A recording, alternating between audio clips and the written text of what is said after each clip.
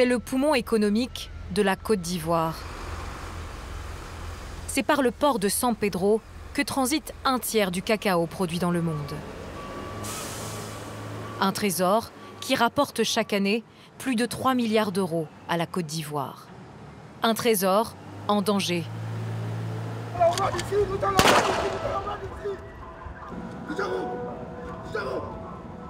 Ce jour-là, l'homme qui tire et menace d'exécuter des otages est un policier.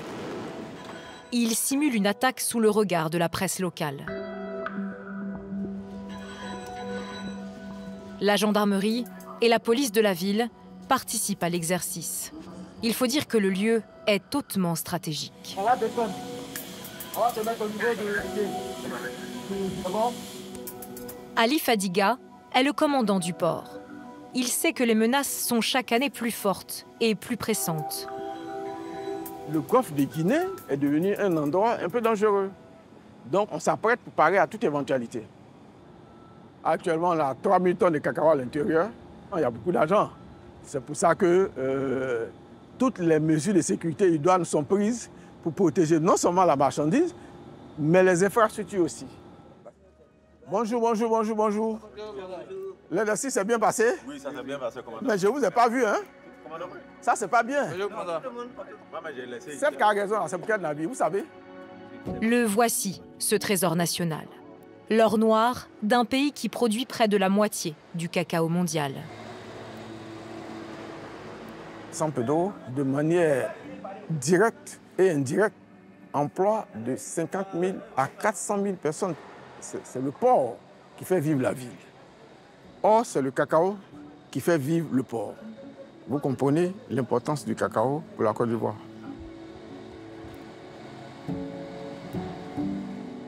En général, ça va en Europe et aux États-Unis.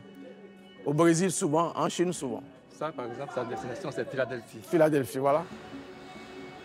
Cette industrie du cacao est vitale pour le pays.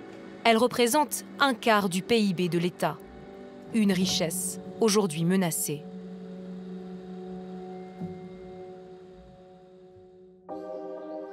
Depuis un an, le marché mondial du cacao est sous tension. Le changement climatique a provoqué une chute brutale de la production ivoirienne. 300 000 tonnes de moins. Alors le cours de la fève s'envole. 200% d'augmentation, du jamais vu dans l'histoire de la filière. Le cacao est donc devenu la cible de groupes de trafiquants et de contrebandiers de mieux en mieux organisés. La Côte d'Ivoire est victime d'un pillage en règle. En moins d'un an, elle s'est fait dérober près de 100 000 tonnes de cacao. À l'ouest du pays, Mans est la capitale de la région des 18 montagnes. C'est au cœur des forêts qui bordent la ville que l'on cultive cet or noir. Chez Kébré Seydou, on est cultivateur de cacao de père en fils depuis 3 générations. Il possède l'une des plus grandes plantations de la région. Depuis un an, il connaît une baisse drastique de ses rendements. Cette année, j'ai eu 3 tonnes. Avec une plantation de 11 hectares, je dois pouvoir avoir au moins 6 tonnes. Mais si je me retrouve à 3 tonnes, donc j'ai perdu beaucoup. Moi, je me dis que c'est bon, c'est le changement climatique aussi, parce qu'il a plu beaucoup à un moment donné, et après, ça a cessé. Pour Kébré Seydou, ces dérèglements du climat ont d'autres effets très concrets qui s'ajoutent à la baisse de sa production. Où est son bidon là? Il y a un bidon. Non, mets là, ça, non. C'est bon. Pourquoi ça, je peux pas dire que c'est l'eau? Ils en parlent à chaque pause. C'est devenu ici le sujet de discussion principal. Ils vont tout voler. Comment éviter le pillage de l'exploitation? Avec le prix qui a augmenté là, si tu finis de caboter ton cacao, il faut dormir à côté. Sinon, ils vont tout prendre. Qui ils? Oui, les voleurs. C'est-à-dire que quelqu'un va venir prendre, aller sécher ailleurs. Ça, c'est clair. Parce que quelqu'un se dit, je prends un sac de cacao, il peut avoir moins 200 000, 150 000. Donc ça va vraiment créer beaucoup de sécurité. La région est devenue une zone de non-droit. Il faut dire qu'elle est située en première ligne de la contrebande, juste sur une frontière. Le fleuve Cavally, long de 500 km, mais très étroit, fait office de frontière naturelle avec le Libéria voisin. C'est principalement là-bas que partent les sacs de cacao volés.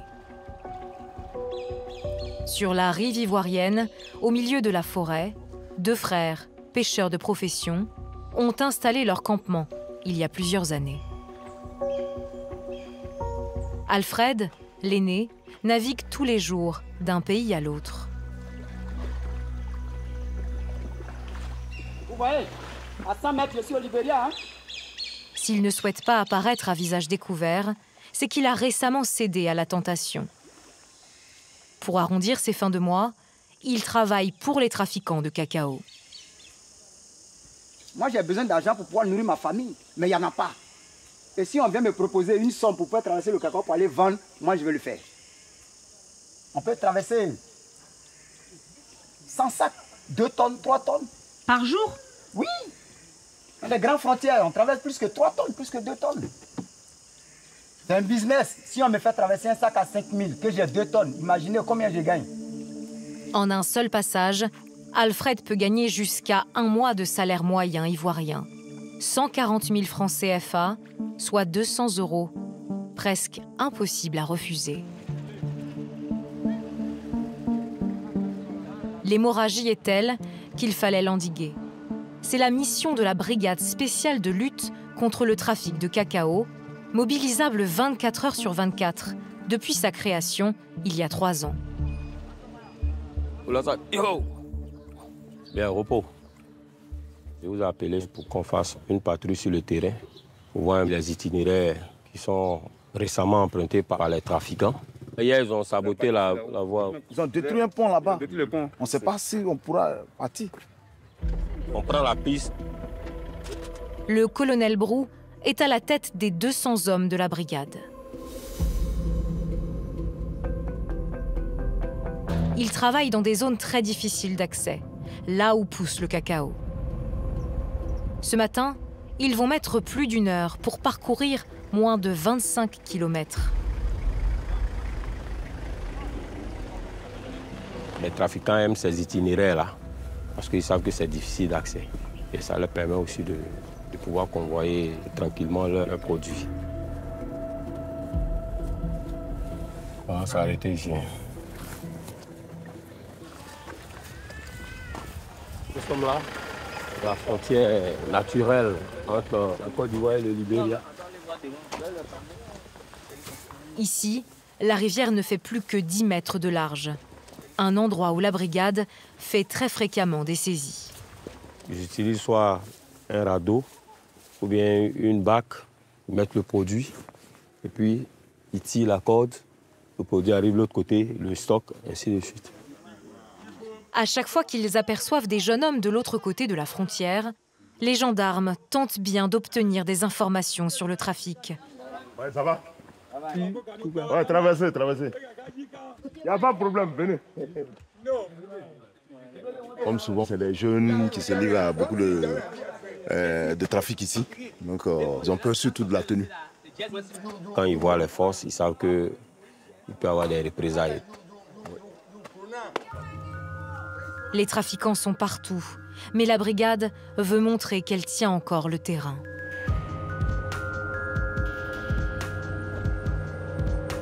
Le colonel Brou a été averti par un appel téléphonique. Plus au nord, ces gendarmes ont été plus chanceux. Ils viennent d'arrêter 2 camions suspects.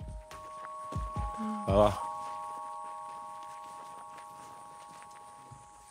Ces 2 camions étaient aperçus par nos éléments. Ils ont été pris en chasse et on a fini par les immobiliser là. Le premier camion et le deuxième camion là. Enlever la bâche. Pourquoi on constate que c'est vraiment du cacao? Elle est montée un peu, voilà.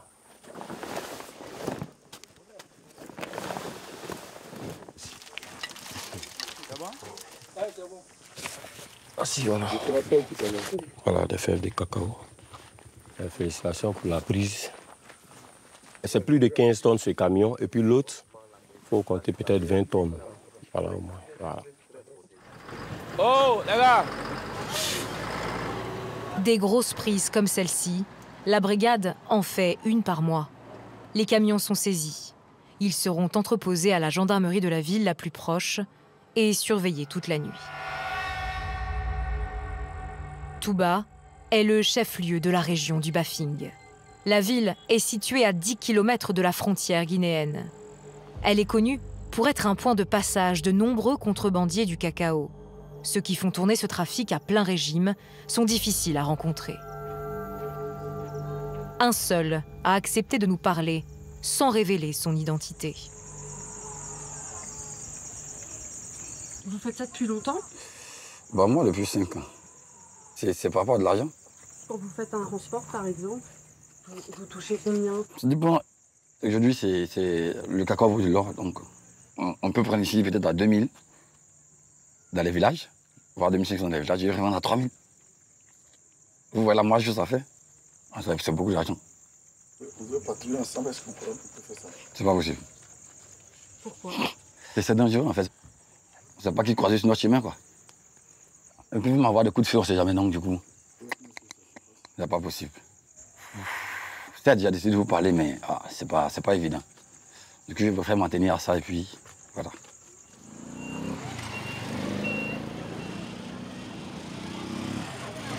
Le lendemain, dans le centre-ville de Touba, on procède à la pesée officielle de la saisie de la veille. Au milieu de tous les hommes mobilisés pour décharger le butin, un inspecteur vérifie le contenu des sacs. Là, on constate qu'il s'agit du cacao mal conditionné, ça n'a pas été bien fermenté, ça n'a pas été bien séché, ni même trié. C'est pas de bonne qualité. Diabaté Siriki est le représentant de l'organisme d'État qui régule la filière dans le pays. Le Conseil Café-Cacao est tout puissant en Côte d'Ivoire. C'est lui qui fixe le prix d'achat aux petits producteurs 3 fois plus bas que celui du marché mondial. L'augmentation du prix, ça peut... Oui, ça aussi c'est une solution. Mais il faut que chacun comprenne que c'est pour l'État. C'est-à-dire quand l'État prend des dispositions, c'est dans l'intérêt de tous. Pour l'instant, l'intérêt et les marges colossales vont dans la poche de l'État. 404, 424, 465. Ça fait 61 tonnes, 722. 736 sacs. Une très belle prise. Cette saisie va rapporter au gouvernement 93 millions de francs CFA, soit 140 000 €. Une goutte d'eau au regard des 230 millions d'euros volés chaque année à la Côte d'Ivoire par la mafia du cacao.